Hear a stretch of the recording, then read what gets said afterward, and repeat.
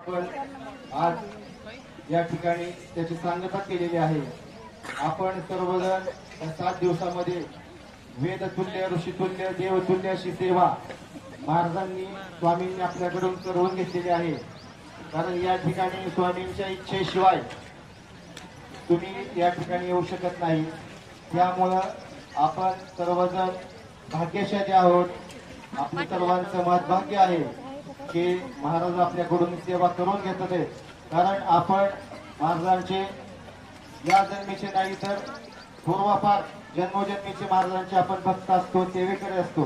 ते ऋणानुबंध महाराजांसोबत आपले असतात। त्यामुळे महाराज आपल्या भक्तांना कधीही सोडत नाही।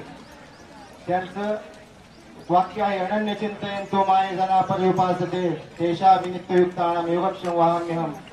जो माझी सेवा करेल, भक्ती करेल, माझं चिंतन मनन करेल, त्याची योगक्षेम मी चालवेल असं महाराज आपल्या भक्तांना अभिवचन देत असतात। ठेवू नकोस, मी तुझ्या पाठीशी आहे, हम गया नाही जिंदा है। ही महाराजांची अनुभूती प्रचिती आपणाला या ठिकाणी सुद्धा येत असते। आपण आता बघितलं असेल महाराजांचं आगमन या ठिकाणी होत असतं, त्याच्यामुळे आपल्या महिलांना किंवा त्रास होत असतो। यावेळी दत्त महाराज, स्वामी समर्थ महाराज या ठिकाणी प्रत्यक्ष आरतीला उपस्थित असतात। त्यामुळे या ठिकाणी जे बाधित लोक आहेत त्यांना त्रास होतो। त्यामुळे आपण या ठिकाणी आल्यानंतर महाराजांची सेवा करायची आहे। या ठिकाणी हा जो मार्ग आहे दिंडोरी प्रणित, याची निर्मिती मुळात श्री स्वामी समर्थांनी श्रीपाद श्री वल्लभांनी तयार केलेली आहे। हे जे आरत्या ज्या आहेत त्या स्वतः श्रीपाद श्री वल्लभांनी म्हटलेल्या आरत्या आहेत। कोणी उठू नका प्लीज। आपल्याला सर्वांना प्रसाद दिला जाईल। प्रसादाचे नियोजन पाठीमागे चालू आहे, तोपर्यंत शांत बसायचं। हे बघा, हा जो मार्ग आहे, हा जो आपण आरत्या म्हणतो त्या स्वतः श्री स्वामी समर्थांनी तयार केलेल्या आरत्या आहेत।